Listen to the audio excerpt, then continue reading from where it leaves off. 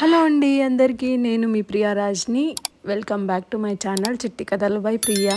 ఈరోజు రెసిపీ వచ్చేసి beetroot fry ఎలా చేసుకోవాలో చూపించబోతున్నాను అనమాట. చాలా సింపుల్ రెసిపీ, ఈజీ అనమాట. ఇలా చేస్తే పిల్లలు అందరూ చాలా బాగా తింటారు అనుకుంటున్నా. బీట్రూట్ కొంతమందికి నచ్చదు, కొంతమందికి నచ్చుతుంది. ఇలా చేసి చూడండి, నచ్చుతుంది అనుకుంటున్నా నేనైతే. మా పిల్లలు మా ఇంట్లో అందరు బాగానే తింటారు. నేను చేసే బీట్రూట్ ఫ్రై అందరికీ నచ్చుతుంది అనమాట. సో ఇప్పుడు నేను ఇక్కడ 3 బీట్రూట్స్ని తీసుకున్నాను. దాని ఉన్న పైన పీల్ మొత్తాన్ని తీసేసుకుంటున్నాను అనమాట. మంచి హెల్దీ రెసిపీ అనమాట. సో మీరు ఒకసారి ట్రై చేయండి నా వీడియో చూసి. సో మీకు నచ్చుతుంది అనుకుంటున్నాను నేనైతే. సో ఇప్పుడు ఇది మొత్తం ఇలా పీల్ని మొత్తం తీసేయాలన్నమాట. నేను మొత్తం 3 బీట్రూట్స్ని తీసుకున్నాను ఇక్కడ. సో మీకు ఎంత కావాలో అంత తీసుకోండి. సో ఇది 3 తీసుకున్నాను, కానీ ఎక్కువ అయిపోతుందేమో అనుకున్నారు. కానీ ఇది ఫ్రై చేసే వరకు కొద్దిగా అయిపోతుంది. డీప్ ఫ్రై కాదండి. సో మొత్తం డ్రైగా చేయాలి అని వాటర్ వేయకుండా చేస్తున్నాను. సో అందుకే ఫ్రై అంటున్నాను, డీప్ ఫ్రై కాదు. సో ఇక్కడ పైన భాగం కింద భాగాన్ని కట్ చేసుకొని ఇప్పుడు ఇది వాష్ చేసుకోవాలన్నమాట. కొద్దిగా వాష్ చేసుకున్న తర్వాత ఇలా తురిమేసుకోవాలి బాగా. మనం ఇలా క్యారెట్ అది ఎలా తురుముకుంటామో అట్లా బీట్రూట్ని మొత్తం తురిమేసుకోవాలి. 3 బీట్రూట్ని తురుముకున్నాను నేను.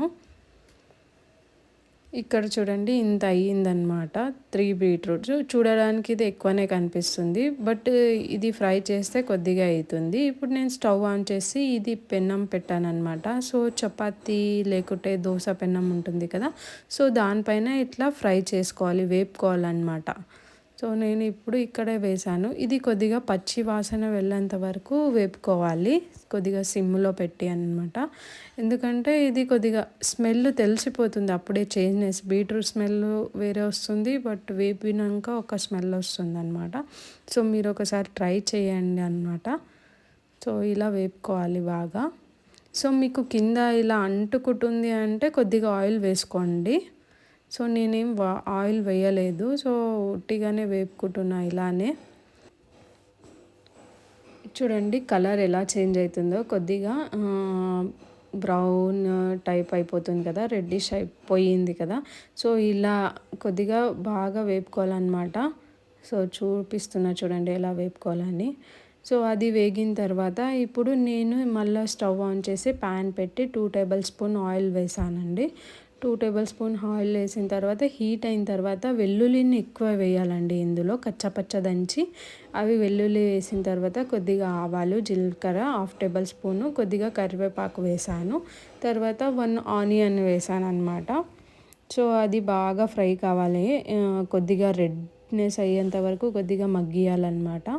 సో కొద్దిగా పచ్చి పచ్చిగా ఉంటే అది కూడా కొద్దిగా పచ్చిగానే ఉంటుంది కదా, ఇది కూడా ఆనియన్స్ పచ్చి పచ్చిగా ఉంటే బాగుంటలేదు కదా.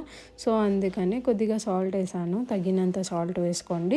బాగా కలిపేసి ఫ్రై చేసుకోండి. తర్వాత కొద్దిగా పసుపు, తర్వాత 1 టేబుల్ స్పూన్ కారం వేసాను, 1 టేబుల్ స్పూన్ ధనియా పౌడర్ వేసి బాగా కలిపేసుకున్నాను చూడండి.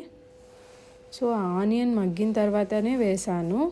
సో ఇప్పుడు ఇది బాగా మగ్గిన తర్వాత కొద్దిగా ఇప్పుడు బీట్రూట్ ఫ్రైని వేసుకుందాం. అది వేపుకున్నాం కదా, అది ఇందులో వేసేసుకుందాం. బాగా కిందికి పైనకి అని బాగా కలిపేసుకోండి. చాలా అంటే చాలా బాగుంటుంది. చపాతీ రోటీలోకి కూడా బాగుంటుంది.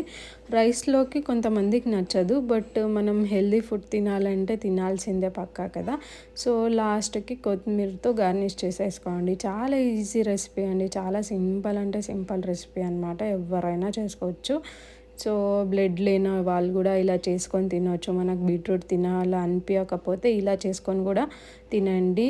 సో మీకు ఈ వీడియో కనుక నచ్చితే లైక్ చేయండి, షేర్ చేయండి, సబ్స్క్రైబ్ చేయండి. Thank you for watching.